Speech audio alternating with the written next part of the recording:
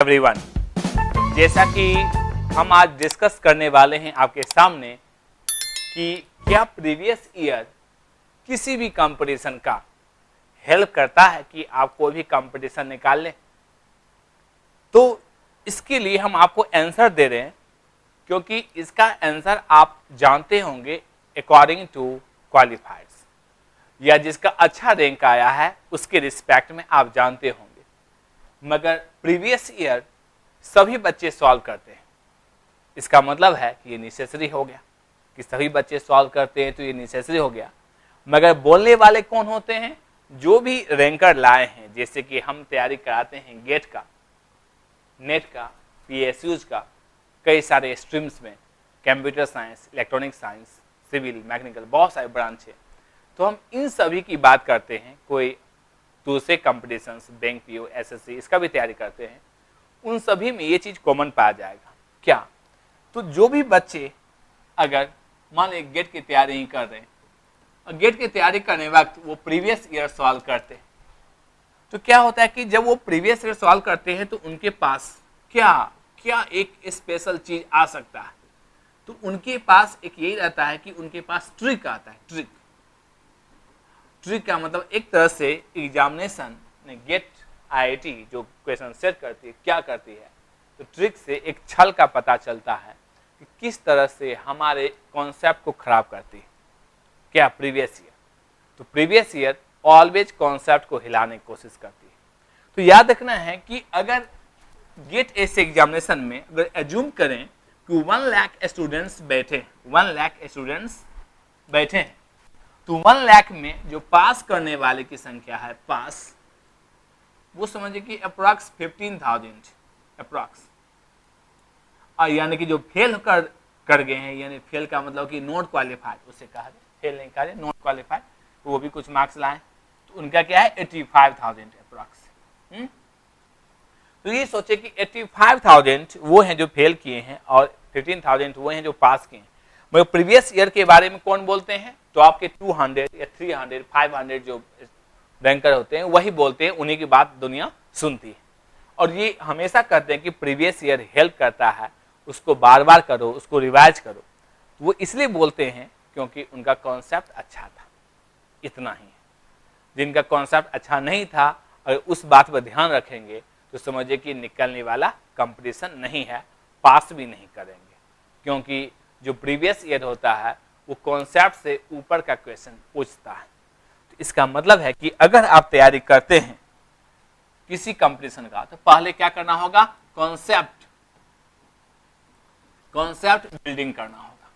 पहला तो काम यही है कि कॉन्सेप्ट का आपका अच्छा होना चाहिए। कॉन्सेप्ट अगर कॉन्सेप्ट अच्छा होगा तो कंपटीशन समझिए निकल जाएगा, मगर इतना आसान नहीं है, क्योंकि कॉन्सेप्ट अच्छा होने के बाद भी आईआईटी जो कंपटीशन लेती है वो बहुत ट्रिक करती है क्वेश्चंस में। इसलिए कॉन्सेप्ट बिल्डिंग होने के बाद तब प्रीवियस ईयर सॉल्व करते हैं। इसका मतलब क्या हो गया कि प्रीवियस ईयर सॉल्व करना जरूरी है। ऑब्वियसली फेल करते हैं वो भी किए हैं और जो पास किए वो भी किए हैं, दोनों करते हैं। तो अब क्या है कि कॉन्सेप्ट बिल्डिंग अगर आपका अच्छा है, यानी कि ऐसे स्टूडेंट्स जो नेट या ऐसा बोलते कि एनआईटी जो एनआईटी से है, ट्रिपल आईआईटी से, या आईआईटी से, उनके लिए क्या होता है कि पहले से कॉन्सेप्ट अच्छा होता है उनका। अगर पहले से अच्छा कॉन्सेप्ट है तो प्रीवियस ईयर इनफ होता है कि प्रीवियस ईयर देखो, उसको ठीक करो और पास हो जाओ, बस इतना ही। इसलिए वो बार बार कहेंगे प्रीवियस ईयर करो, उससे हो जाएगा।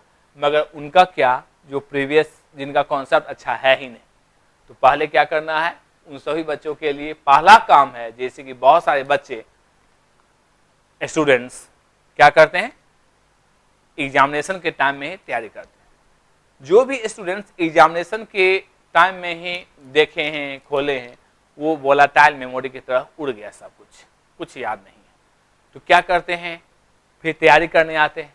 तैयारी करेंगे तो प्रीवियस ईयर काम का आएगा नहीं, कम टाइम है तो प्रीवियस ईयर और नहीं काम आएगा, ज़्यादा टाइम है तो कम से कम आप कॉन्सेप्ट बना सकते हैं।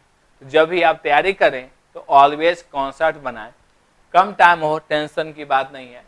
आप 10 सब्जेक्ट्स हैं, 10 सब्जेक्ट्स हैं, तो 10 सब्जेक्ट में सिलेक्शन करेंगे किसका, आप सिलेक्शन कर लीजिए किसी भी 5 सब्जेक्ट्स का। 5 सब्जेक्ट का तैयारी कीजिए और जब 5 सब्जेक्ट में जब अच्छा कॉन्सेप्ट बनने लगे तभी आप उसी सब्जेक्ट का प्रीवियस ईयर देखिए, आप उसी में से अच्छे मार्क्स ला सकते हैं। यानी कि 12 सब्जेक्ट्स हो, 13 सब्जेक्ट्स, जो भी सब्जेक्ट्स हैं उसमें से कम ही सिलेबस उठा करके आप मगर कॉन्सेप्ट अच्छा कीजिए। कॉन्सेप्ट अच्छा करने के लिए टेक्स्ट बुक होता है, कोई मेंटर होते हैं, टीचर होते हैं, उनसे पढ़ते हैं, कॉन्सेप्ट अच्छा करते हैं।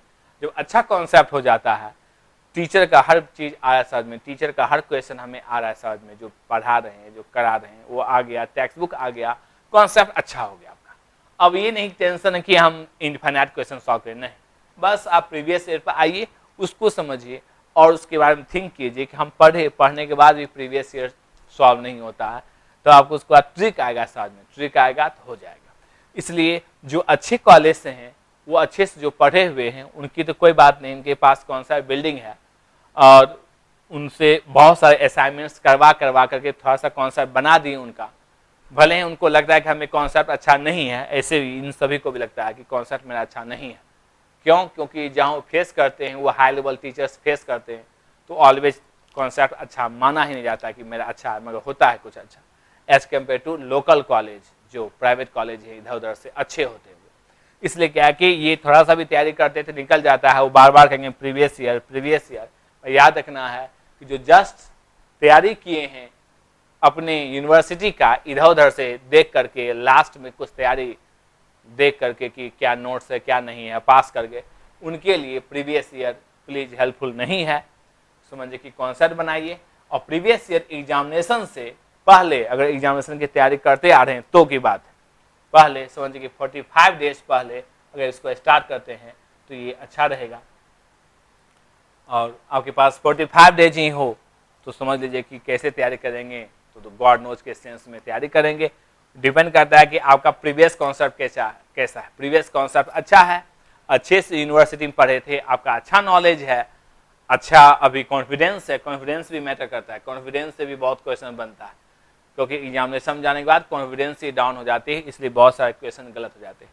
कॉन्फिडेंस अच्छा है कि हम कर सकते हैं, हमें हिम्मत है, तो समझिए कि आप कुछ अच्छा कर सकते हैं एग्जामिनेशन में कम ही टाइम में, 45 डेज के अंदर भी।